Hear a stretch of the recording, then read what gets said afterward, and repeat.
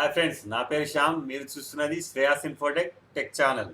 So friends, ఇవాళ మన topic యుఏఎన్ని ఎలా యాక్టివేట్ చేసుకోవాలి. సో ఫ్రెండ్స్, ఈ యుఏఎన్ నంబర్ అనేది మనకు కంపెనీ మన పిఎఫ్ అకౌంట్పై క్రియేట్ చేసి ఇవ్వడం జరుగుతుంది.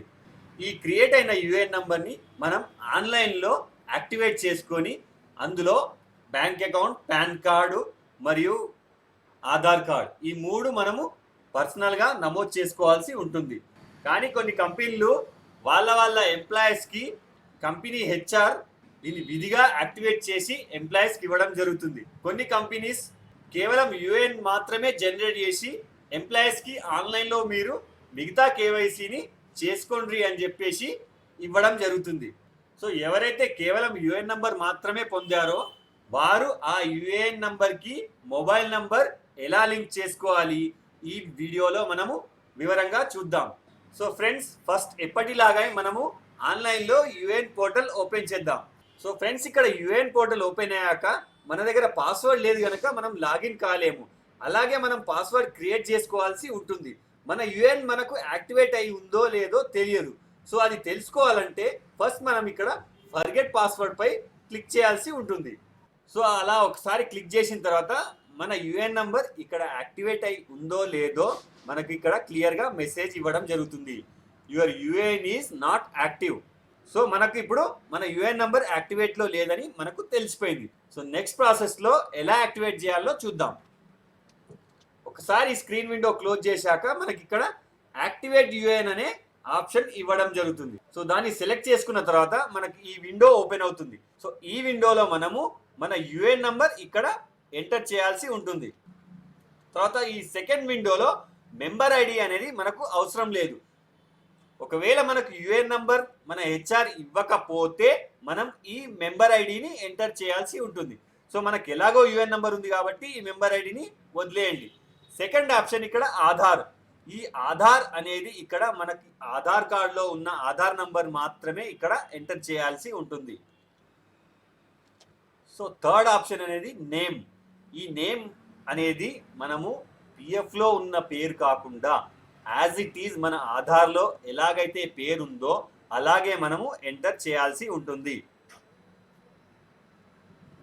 సో ఫ్రెండ్స్, అలాగే మన ఆధార్లో ఉన్న డేట్ ఆఫ్ బర్త్, ఆ తర్వాత మన మొబైల్ నంబర్. ఈ మొబైల్ నంబర్ అనేది కూడా మన ఆధార్కి లింక్ అయిన మొబైల్ నంబర్ మాత్రమే ఎంటర్ చేయాల్సి ఉంటుంది. సో ఫ్రెండ్స్, గత ఏప్రిల్ కన్నా ముందు యుఏఎన్ అనేది యాక్టివేట్ చేయాలి అంటే ఆధార్కి యుఏఎన్కి లింక్ ఉండాల్సిన అవసరం లేకుండే.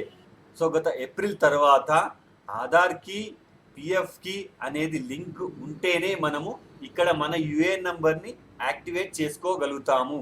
లేకుంటే ఇక్కడ నెక్స్ట్ మెసేజ్ మనకి ఏమొస్తుందంటే your Aadhaar has been not seeded with UAN portal, kindly contact your employer అనే మెసేజ్ వస్తుంది. సో ఫ్రెండ్స్, ఇక్కడ ఖచ్చితంగా గుర్తుంచుకోవాల్సిన విషయం ఏంటంటే మీ యొక్క ఆధార్ అనేది మీ యుఏఎన్ నంబర్కి లింక్ అవుతేనే మనము ఇక్కడ సక్సెస్ఫుల్గా యాక్టివేట్ చేసుకోగలుగుతాము. లేకుంటే ఎలాంటి పరిస్థితుల్లో మాత్రం ఇది యాక్టివేట్ కాదు. సో ఇక్కడ యాజ్ ఇట్ ఈస్గా ఆధార్కి లింక్ ఉన్న ఫోన్ నంబర్ని ఎంటర్ చేస్తున్నాను. నెక్స్ట్ మనకి ఇక్కడ ఆధార్ ఓటీపీ కోసం గెట్ ఆధార్ పిన్. సో ఇక్కడ ఆధార్ ఓటీపీ అని చెప్పేసి మీ మొబైల్కి మెసేజ్ రావడం జరుగుతుంది. అందులో 6 అంకెల ఓటీపీ ఉంటుంది. ఆ ఓటీపీ అనేది ఇక్కడ ఎంటర్ చేయాల్సి ఉంటుంది. సో వన్స్ ఓటీపీ ఎంటర్ చేయక మనం ఇక్కడ దాన్ని వ్యాలిడేట్ పై క్లిక్ చేయాల్సి ఉంటుంది.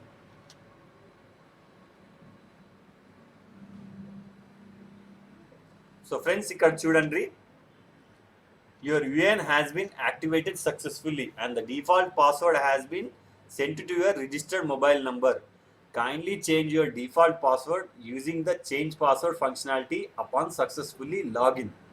ఇప్పుడు మన యుఏఎన్ నంబర్ సక్సెస్ఫుల్గా యాక్టివేట్ అయి ఉంది కాబట్టి మనం నెక్స్ట్ ప్రాసెస్లో ఇక్కడ యుఏఎన్ నంబర్ ఎంటర్ చేస్తాం. Dear member, your UAN number is activated successfully. ఈ పాస్వర్డ్ అనేది మనం ఇక్కడ ఎంటర్ చేయబోయే పాస్వర్డ్కి ఎగ్జాక్ట్ మ్యాచ్ అవ్వాల్సి ఉంటుంది. అప్పుడు మనము మన యుఏఎన్ నంబర్ మనకు ఓపెన్ అవుతుంది. చూడండి, మనం మన యుఏఎన్ పోర్టల్లో సక్సెస్ఫుల్గా లాగిన్ అయ్యాం. సో ఫ్రెండ్స్, మనకు ఓటీపీ ద్వారా వచ్చిన పాస్వర్డ్ మీకు చాలా క్రిటికల్గా అనిపించవచ్చు.